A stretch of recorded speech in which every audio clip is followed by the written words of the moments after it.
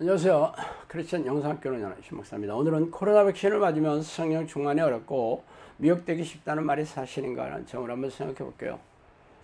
최근 제 동영상 댓글에 코로나 백신이 계시록에 나오는 짐승의 666표라고 는 주장이 인터넷에 달고 있는데 그 말이 사실이냐는 질문을 받고 제가 2개의 칼럼을 써서 영상학교 카페와 블로그에 올려놓았습니다. 그랬더니 제 주장은 근거가 없는 주장이라는 투였어요. 그리고 어떤 분은 백신이 666표라고 가는 길이자 666표 자체라면 어떻게 책임지겠느냐며 나중에 심판대에 서서 예수님께 몰랐다고 하며 무책임하게 말할 거냐고 항변하며 그런 댓글을 올렸더라고요. 사실 저의 구원관과 성령론은 현대교회와 사뭇 다른 점이 많아 많은 이들의 비난과 공격에 시달리고 있어요. 그러나 저는 모든 주장이 성경적이어야 하며 성령의 증거와 변화, 능력과 열매로 증명되어야 한다고 주장하고 있기 때문이죠.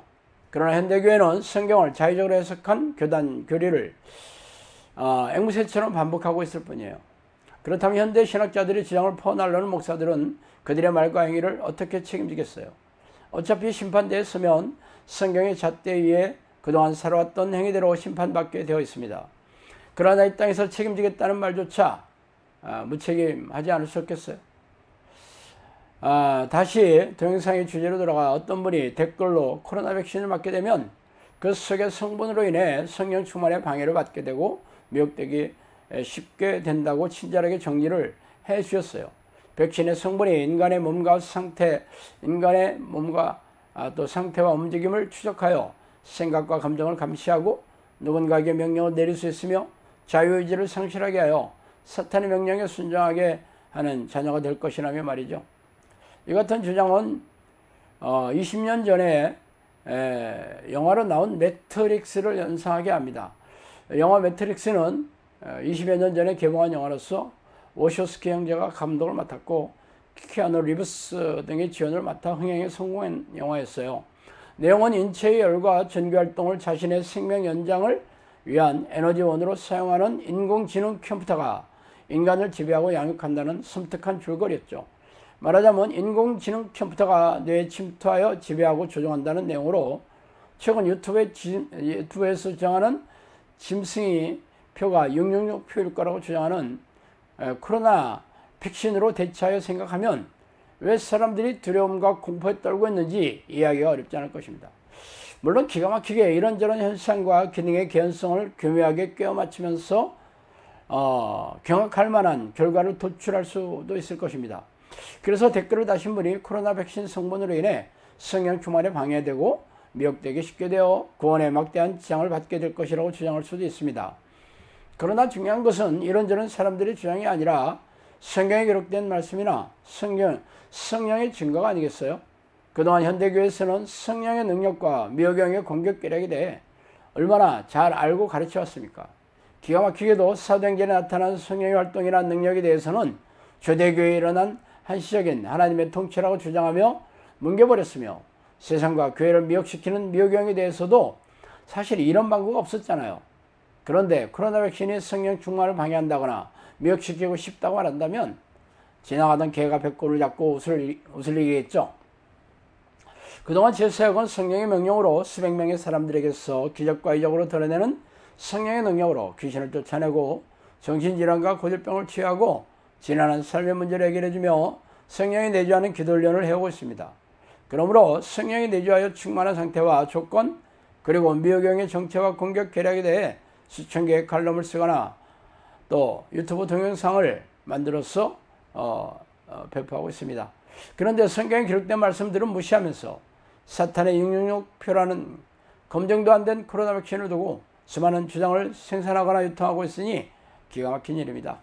말하자면 평소에는 무지한 채로 있다가 갑자기 성령과 미혹의 전문가가 되었다면서 자신의 주장을 믿으라고 떠버리고 있다는 것과 같지 않겠어요? 그래서 이 두 가지를 끄집어내어 제가 한번 생각해 볼게요. 먼저 백신 주사만 맞지 않으면 성령 충만을 받지 않고 유지되는가 하는 것입니다. 성령 충만은 성령이 자신 안에 가득 차서 활동하시는 상태입니다. 성령이 누구십니까? 전지전능하신 하나님이시잖아요. 그렇다면 하나님이 어떻게 내 안에 들어오세요? 전심으로 하나님을 부르고 찾는 기도를 통해서 들어오시며 성령과 깊고 친밀한 기도와 성경을 읽을 때 성령이 주시는 깨달음과 말씀대로 사는 능력을 주시며 동의하는 삶을 살게 되잖아요. 그런데 성령 충만을 위해서 어떻게 해야 합니까? 날마다 쉬지 않고 전심으로 성령과 깊고 친밀한 교제를 나누며 말씀을 가까이 해야 하지 않겠어요? 그런데 대부분의 교인들은 하루에 10분도 기도하지 않으며 대부분의 목사들도 하루에 30분도 기도하지 않아요. 규칙적으로 하루에 30분 이상 성경을 읽는 교인들조차 참으로 드물어요. 그렇다면 성령 충만을 방해하는 최고의 적은 무엇입니까? 바로 하나님을 만나서 동행하기 위한 기도와 말씀을 못하게 하는 모든 세속적인 마음과 육체의 만족을 추구하는 행위들이겠죠. 그게 성령 충만을 방해하는 가장 큰 적입니다.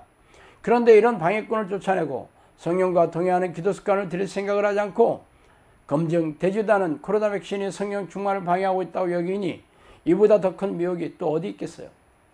자, 두 번째로 백신 주사를 맞지 않으면 미혹영의 공격으로부터 안전한가 하는 것입니다. 미혹이라는 말은 속인다는 뜻이며 미혹영이 세상 사람들은 물론 교인들을 속여 죄를 짓게 만들어 하나님을 떠나게 하여 불행과 고통을 주고 생명과 영혼을 사냥하고 있습니다.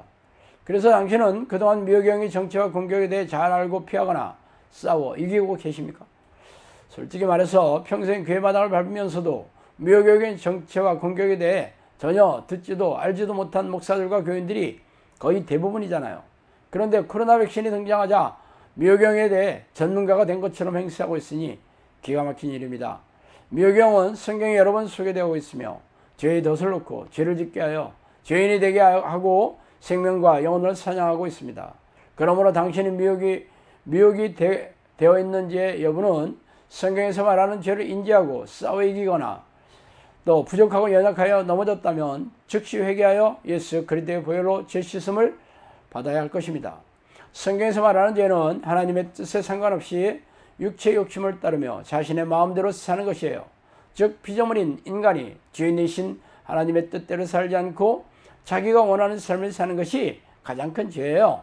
그러나 교회에 나와서도 하나님을 만날 생각이 없이 형식적인 예배 행위와 희생적인 신앙 행위를 반복하는 종교적인 사람들이 우리네 교회의 대부분을 차지하고 있습니다. 사정이 이럴진데 자신의 믿음이 있다고 착각하고 있으니 이게 가장 큰 미혹이 아니고 도대체 무엇이겠어요? 성경을 통째로 외우고 모세가 하나님으로부터 받은 600가지가 넘는 율법의 조항들을 철저하게 지켰던 바리새인과 서기관들이 죄다 지옥불에 던져졌으며 목숨 걸고 예수를 믿었던 7개 초대 교회 교인들 중에서 5개 교회의 교인들이 변질되어 회개하여 돌이키지 않으면 지옥불에 던져질 것을 예수님으로부터 명령 경고받았잖아요. 그런데 무사한 일에 종교 행위를 반복하고 있으며 깨어서 항상 기도하고 있지 않은 현대 교회가 철저하게 미혹된 증거가 아니고 무엇이겠습니까? 사정이 이런데도 코로나 백신 주사를 맞으면 미혹되기 쉽다고 생각하는 게 참으로 기이하고 섬뜩하지 않습니까? 자, 오늘은 여기까지 하겠습니다. 감사합니다.